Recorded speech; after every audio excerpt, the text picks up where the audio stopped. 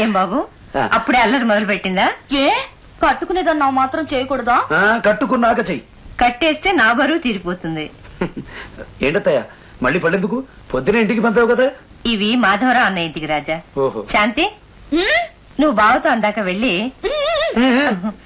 ఈ పళ్ళు అక్కకి ఇచ్చిరా. అలాగే. వద్దు ప్లీజ్, ఇది నాతో వద్దత్తయ్య, నేనే ఇచ్చొస్తాను. ఆ ఇంటికి నువ్వా? అవును, ఇలా ఇచ్చిపుచ్చుకోవడాల దగ్గరే మనసులు మారి మనుషులు ఒకటవుతారు. ఎంతకాలమని ఇలా దూరంగా ఉంటాం?